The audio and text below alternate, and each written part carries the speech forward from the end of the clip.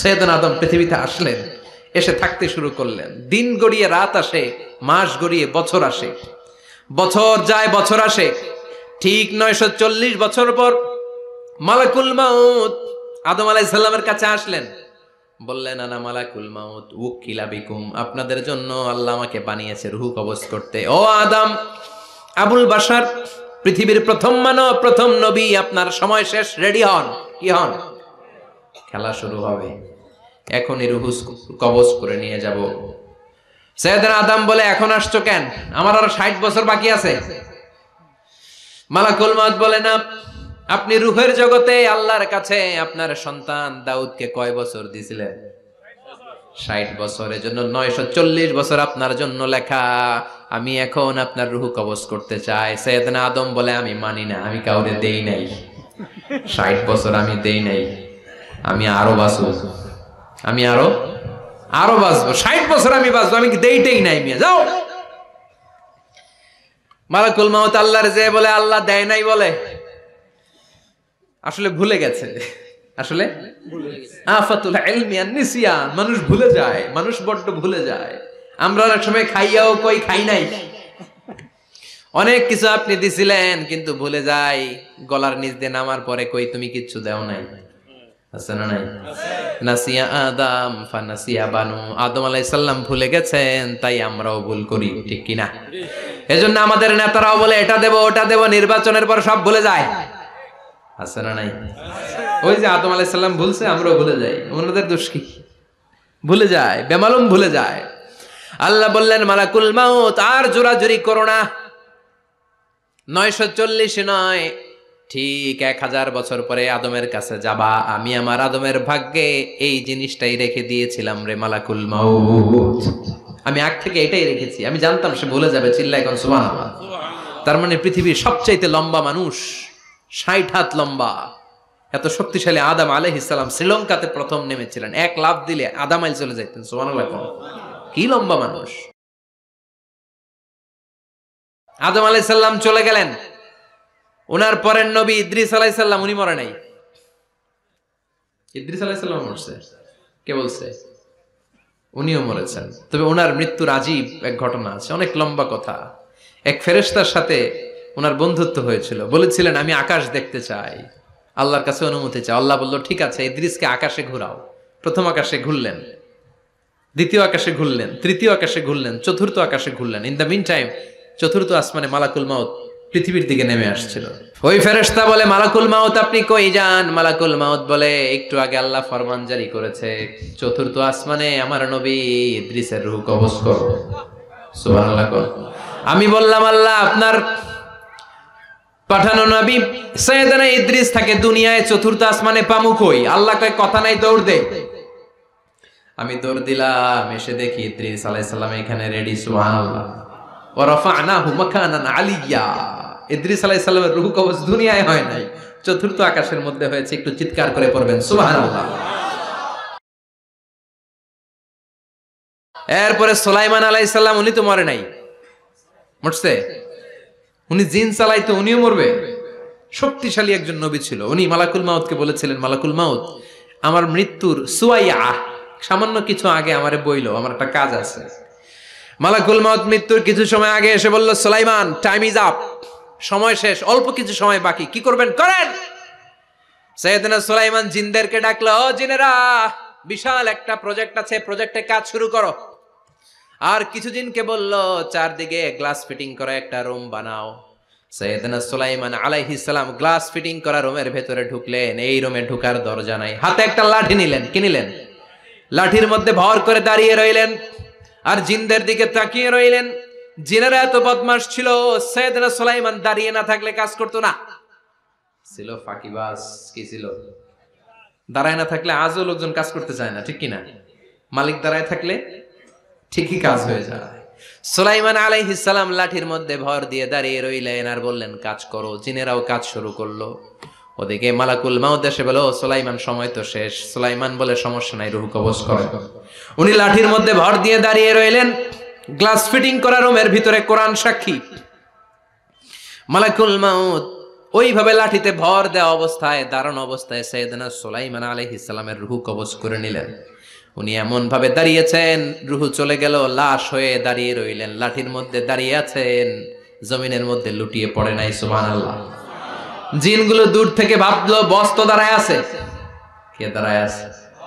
জিনেরা মনে করছে বস দাঁড়ায় আছে, কাজ করতে হবে। করতে করতে পুরা প্রজেক্টের কাজ শেষ। ইন দ্য মিন টাইম ঝিঝি পোকা, উই পোকা, যেই পোকা কাঠ খেয়ে ফেলে, এই কাঠ খাওয়ার পোকা সুলাইমান আলাইহিস সালাম লাঠির ভেতরে ঢুকে লাঠিও খেয়ে ফেলেছে। সাইয়েদনা সুলাইমান আলাইহিস সালাম ধপাস করে জমিনে পড়েছে। আর জিনেরা কয় হায় হায়, খালি খালি কাম করছে এতদিন। সুবহানাল্লাহ কইবেন না? সুলাইমান আলাইহিস সালাম বাঁচতে পারে নাই, চলে গেলেন। মুসা আলাইহিস সালাম মরছে? উনি মরবে কেন? উনি তো খালি মারে। মরছে? এক থাপ্পড়ে ফেরাউনের বাবুর্চি নাই। মুখের আগে হাত চলতে কয়েকজন, এর মধ্যে মুসা আলাইহিস সালাম আছে না নাই? মালাকুল মাউত মানুষের আকৃতিতে অনুমতি না নিয়ে ঘরের ভেতরে ঢুকে গেল। ঢুকে বলে আনা মালাকুল মাউত, আমি মৃত্যুর ফেরেশতা। তো কি চাও? জিতু আন আকবাদা রূহাক, আপনার রূহ কবজ করতে আসছি। কিন্তু মুসা আলাইহিস সালাম দেখতেছেন দিব্য একজন মানুষ, কি দেখে? আবার সালাম দেয় নাই, অনুমতি নিয়েও ঢুকে নাই। অমিয়া অনুমতি নিয়ে ঘরে ঢোকার দরকার আছে না নাই? মুসা আলাইহিস সালামের মেজাজ বড় গরম। উনি বললেন কি করবি? কয় আপনারে মারবো। কয় এদিকে আয়। মালাকুল মাউত মনে মনে ভাবে এতদিন সব মানুষগুলো আমারে দেখলে দিত দৌড়, আজকে মনে হয় আমারে দিতে হবে দৌড়। এক পা গায়ে দুই পা পেছায় সাহস করে সামনে গেলেন। আবার মুসা আলাইহিস সালাম দিলেন এরকম থাপ্পড়। ফাসাক্কাহু ফাফাকু আইনা, বুখারীর বর্ণনা, এক থাপ্পড়ে চোখ নাই। ঠিকই মালাকুল মাউত দৌড়, এক দৌড়ে আল্লাহর কাছে। আল্লাহ বললেন রাখো, এটা মুসা আলাইহিস সালাম, তার মেজাজ বড্ড গরম, আমাকে কথা বলতে হবে। আল্লাহ বললেন মুসা, বুখারীর বর্ণনা, গরুর পিঠের উপর হাত রেখে দাও। রাখা হলো। তোমার হাতের নিচে গরুর যত পশম, প্রত্যেক পশমের বিনিময়ে এক এক বছর করে হায়াত বাড়িয়ে দিলাম। মুসা আলাইহিস সালাম অনেক চালাক নবী। উনি বললেন আল্লাহ, আমার হাতের নিচে যদি গরুর 2000 পশম থাকে, তার মানে 2000 বছর হায়াত বাড়িয়ে দিলেন, কিন্তু এক্সট্রা হায়াত যখন শেষ হয়ে যাবে এরপরে কি হবে? আগে ওইটা বলেন। আল্লাহ বললেন সুম্মাল মাউত, তারপরে তো মুসা মরতেই হবে, আসতেই হবে। সাইয়েদনা মুসা আলাইহিস সালাম বললেন ফাল আনা, তাহলে আর দেরির দরকার নাই, এখনই আমি আপনার কাছে চলে যেতে চাই। মালাকুল মাউত মুসা আলাইহিস সালামের রূহ নিয়ে উড়াল দিলেন। সুবহানাল্লাহ। বাঁচতে পারছে? বিশ্বনবী মরে নাই, উনি ইন্তেকাল করেছেন। চিল্লায় এখন ঠিক কিনা? ইন্তেকালের আগে বিশ্বনবী প্রচন্ড অসুস্থ হলেন।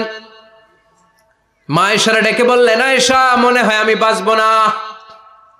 ওই যে খায়বার বিজয়ের দিন, খায়বার দুর্গ বিজয় করার পরে এক ইহুদি মহিলা আমার দাওয়াত দিয়েছিল।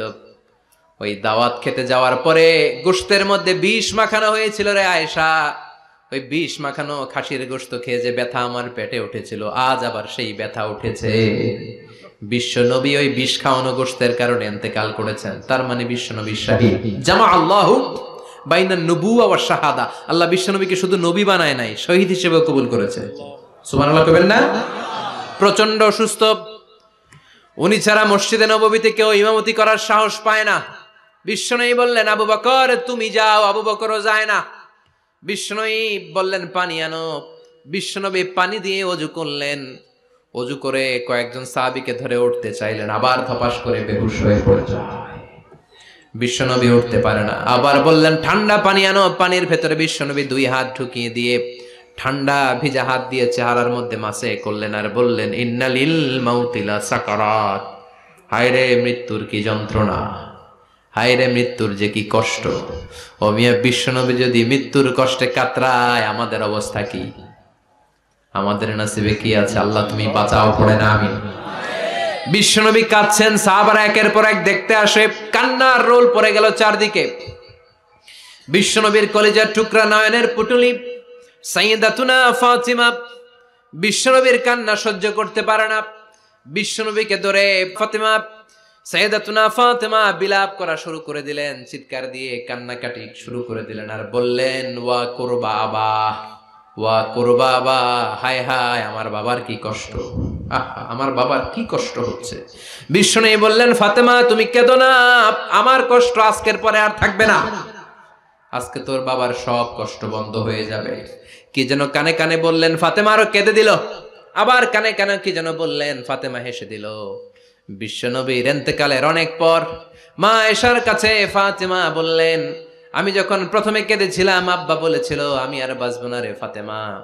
আবার কানে কানে একটা কথা বলার পরে হেসেছিলাম, আব্বা বলেছিল আমার পরে আমার পরিবার বর্গের মধ্য থেকে সর্বপ্রথম তোমার সাথে আমার দেখা হয়ে যাবে রে ফাতেমা। অল্প কয়েক মাসের ব্যবধানে সাইয়েদাতুনা ফাতেমা উনিও ইন্তেকাল করলেন। বিশ্বনবী শোয়া থেকে উঠতে পারে না। এক সাহাবীকে দেখলেন মেসওয়াক করছে। বিশ্বনবী মেসওয়াকের দিকে তাকিয়ে রইলেন। বিশ্বনবীর নিথর দেহটা পড়ে আছে। আয়েশারা যে বলবে আয়েশা মেসওয়াক দাও, বলতে পারে না। মা আয়েশা বুঝতে পেরে মেসওয়াক আনলেন, বিশ্বনবীকে মেসওয়াক করিয়ে দিলেন।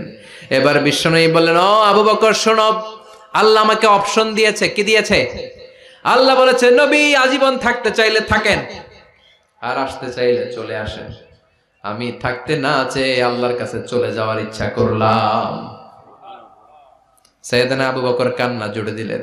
বিশ্বনবী বললেন, আসসালাত আসসালাত, ও আমার উম্মতেরা নামাজ তরক করো না। ইন্তেকালের আগে বললেন নামাজ ছেড়ে দিও না। আর বললেন ওয়ামা মালাকাত আইমানুকুম, তোমাদের অধীনস্থ কর্মচারীদের সাথে খারাপ আচরণ করো না। ঘাম শুকানোর আগে পয়সা দিয়ে দিও। আর হাত দুটো উঁচু করে বললেন আল্লাহুম্মা ইলার রাফিকিল আলা, ও আল্লাহ আমি আপনার কাছে যেতে চাই। এই কথাটা বলে বিশ্বনবীর হাত দুইটা থপাস করে জমিনে পড়ে গেল। বিশ্বনবীও চলে গেলেন। থাকতে পেরেছে কেউ? চিল্লায় বলেন। এজন্য আমরা আল্লাহর কাছে ঈমানি মৃত্যু চাই। কি মৃত্যু? আমরা উত্তম মৃত্যু চাই। চিল্লায় বলেন কি মৃত্যু? এজন্য মরণের আগে ঈমান নিয়ে মরার দরকার আছে না নাই?